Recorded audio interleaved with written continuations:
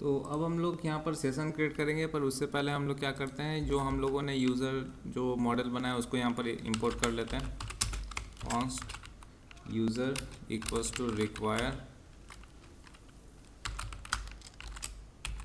और यहाँ पर रिक्वायर में हम लोग क्या देंगे, यहाँ पर मॉडल्स में जाएंगे और यहाँ पर जो यूज़र है वो यूज़र को हम लोग इंपोर्ट कर लेंगे। ठीक है, आगे जाके हम लोग इसे यूज़ करेंगे।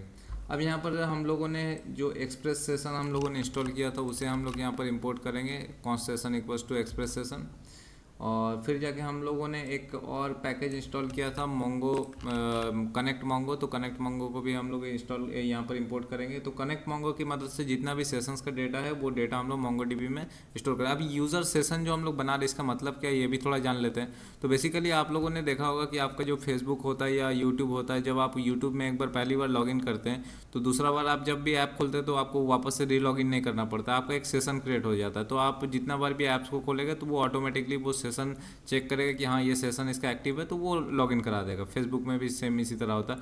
तो सिमिलरली हम लोग का ऐप में भी उसी तरह रहेगा कि हम लोग जब एक बार पहली बार लॉगिन करेंगे तो उसका एक सेशन क्रिएट हो जाएगा अपना मोंगो डीबी में, और फिर वापस से जब आप वापस से जब री ओपन करिएगा ऐप को तो वो सेम सेशन एक्टिव रहेगा आपका, तो वो आपको लॉगिन करने नहीं बोलेगा, सिंपली आपका वो ऑटोमेटिक आपको डैशबोर्ड में पहुंचा देगा। ठीक है, तो इस तरह से हम लोग सेशन को क्रिएट करेंगे। अब यहाँ पर क्या करते हैं, ऐप डॉट यूज़ सेशन को यूज़ करेंगे, सेशन, और यहाँ पर हम लोग बाकी का जो डेटा है वो देंगे। तो सबसे पहले देंगे सेशन का एक सीक्रेट रहेगा। तो सीक्रेट क्या रहता है कि बेसिकली बोल सकते हैं कि सीक्रेट की मदद से हम लोग सेशन आईडी जो कुकी होता है वो हम लोग यूज़ करेंगे। तो यहाँ पर सीक्रेट की हम लोग दे देंगे ABCD1 2 3 4, आप कुछ भी दे सकते हैं अपने हिसाब से। फिर देंगे रिसेव कर देते हैं फॉल्स। तो रिसेप फॉल्स का मतलब होता है कि आपका सेशन में अगर कोई मॉडिफिकेशन नहीं हुआ है तो उस सेशन को सेव जैसे नहीं करे। ठीक है, सेशन में जब मॉडिफिकेशन नहीं है तो वो सेशन को सेव नहीं करेगा। फिर होगा सेव अनइनिशियलाइज्ड, इसको भी दे देंगे फॉल्स। इसका मतलब होता है कि वो सेशन क्रिएट मत करो जब तक वो सेशन में कुछ स्टोर नहीं हुआ। अगर सेशन में कुछ स्टोर नहीं हुआ तो उसको सेव करने का कोई मतलब नहीं बनता। ओके, स्टोर में देंगे new Mongo store. Mongo dB के अंदर हम लोग वो सेशन वगैरह स्टोर करेंगे। तो यहाँ पर होगा मोंगो यूआरएल। मोंगो यूआरएल आपको पता है कौन सा देना है, जो हम लोगों ने ऊपर दिया है। ठीक है, मोंगो यूआरएल के बाद क्या देना है आपको, और आई डोंट थिंक कि मोंगो यूआरएल के अलावा हमें कुछ देना है। ठीक है, तो ये मोंगो यूआरएल दे दिया। यहाँ आपको जो सेशन का डेटा है वो सब स्टोर हो जाएगा यहाँ पर। ठीक है, अब वो कुकी का जो टाइम है वो हमें सेट करना पड़ेगा कि सेशन कितना दिन तक एक्टिव रहेगा। तो हम लोग मैक्स दे देते हैं, 1 सप्ताह का सेशन एक्टिव दे देते हैं। 1000 × 60 ये अपने हिसाब से आप सेट कर सकते हैं। मैं 1 वीक का यहाँ पर सेट कर देता हूँ। आप चाहे तो 1 मिनट का भी सेट कर सकते हैं। 1 मिनट तक आपका यूज़र अगर एक्टिव नहीं रहेगा तो ऑटोमेटिकली सेशन डिस्कनेक्ट हो जाएगा, फिर वापस से यूज़र को रीलॉगिन करना पड़ेगा। तो मैं 1 सप्ताह तक दे दिया। 1 सप्ताह तक अगर यूज़र कभी भी आपका ऐप खोलेगा तो वो सेशन से ही आपको ऑटोमेटिकली डैशबोर्ड में पहुंचा देगा, आपका सेशन एक्टिव रहेगा 1 सप्ताह तक। ठीक है, तो ये 1 वीक का टाइम मैंने दिया सेशन का। तो ये हमारा इस तरह से सेशन सेट हो गया। अब हम लोग यूज़ करेंगे जो passport.js है। passport.js की मदद से हम लोग यूज़र ऑथेंटिकेशन को यहाँ पर सेट करेंगे। तो चलिए उसको भी कर लेते हैं। पासपोर्ट इक्वल्स टू रिक्वायर, यहाँ पर पासपोर्ट। ठीक है, तो यहाँ हम लोग पासपोर्ट को ये कर लिए हैं, इंपोर्ट कर लिए। अब लोकल स्ट्रैटेजी है उसको भी हम लोग इंपोर्ट कर लेते हैं। तो लोकल स्ट्रैटेजी की मदद से हम लोग यूज़र नेम और पासवर्ड जो होगा, यूज़र नेम और पासवर्ड उसको हम लोग ऑथेंटिकेशन कर सकते हैं। तो ये लोकल स्ट्रैटेजी को हम लोग इंपोर्ट करें। लोकल स्ट्रैटेजी पासवर्ड लोकल के अंदर जो स्ट्रैटेजी है उसे हम लोग यहाँ पर इंपोर्ट करेंगे लोकल स्ट्रैटेजी के नाम से। और उसके बाद हम लोग इसे यूज़ करेंगे। तो सबसे पहले हम लोग इनिशियलाइज़ कर लेंगे इस पासपोर्ट को, इनिशियलाइज़ कर लिया। उसके बाद फिर हम लोग जो पासपोर्ट मिडिलवेयर है सेशन मैनेजमेंट के लिए उसे भी हम लोग यूज़ कर लेंगे। तो यहाँ पर हम लोग 2 चीज़ ये किए हैं। एक पासपोर्ट का मिडिलवेयर जो इनिशियलाइज है उसे हम लोग यहाँ पर यूज़ किया। उसके बाद भी जो सेशन का है उसको भी हम लोग यहाँ पर यूज़ कर लिया।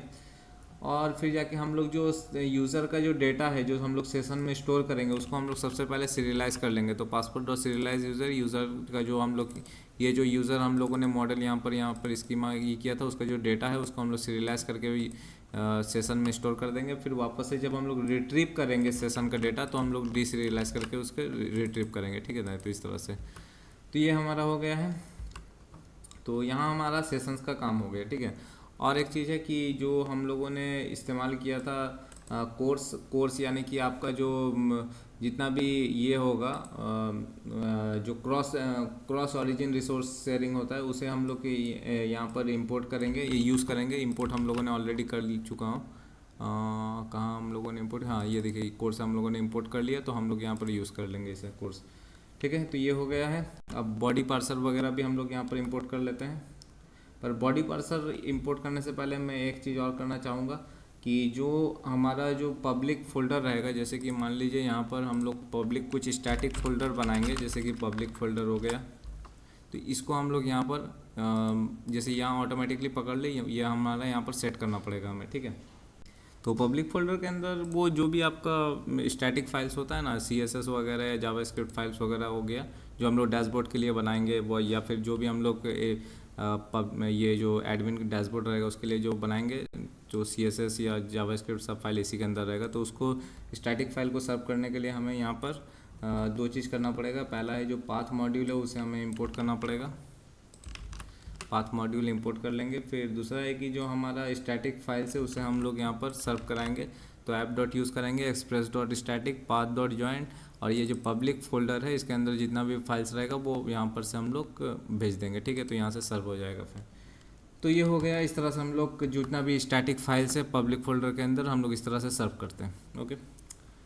अब हमें क्या करना पड़ेगा, बॉडी पार्सर यूज़ करना पड़ेगा, यानी कि जितना भी जेसन डेटा हम लोग भेजेंगे या फिर जेसन डेटा हम लोग यहाँ पर इस्तेमाल करेंगे, वो जेसन डेटा को जो हम लोग इस्तेमाल करेंगे वो हम लोग बॉडी पार्सर की मदद से करेंगे। तो हम लोग यहाँ पर बॉडी पार्सर ऑलरेडी इंस्टॉल कर लिए हैं, तो मैं यहाँ पर क्या करता हूँ, सिंपली यूज़ कर लेता हूँ बॉडी पार्सर को। और यहाँ पर बॉडी पार्सर को इस तरह से हम लोग इस्तेमाल करते हैं। तो app dot use body parser dot JSON, और URL इनकोडेड कुछ रहेगा, जैसे कि URL में हम लोग कुछ URL बॉडीज़ में कुछ भी इनकोडेड करके हम लोग जेसन भेजते हैं, वो यहाँ पर से हम लोग इसकी मदद से कर लेंगे, body parser dot URL encoded extended true, ठीक है। तो इस तरह से कोई भी जेसन फाइल हो गया वो हम लोग इस तरह से बॉडी पार्सर की मदद से भेजेंगे। तो यहाँ तक आई थिंक हो गया है, मोटा मोटी यहाँ तक बहुत कुछ हो गया है। अब यहाँ से हम लोग क्या करते हैं, अब यहाँ से एक एंड पॉइंट बना के हम लोग थोड़ा चेक कर लेते हैं कि एंड पॉइंट वगैरह कैसे बनता है, कैसे काम कर रहा है एंड पॉइंट। तो वो हम लोग अब बना के थोड़ा चेक करते हैं।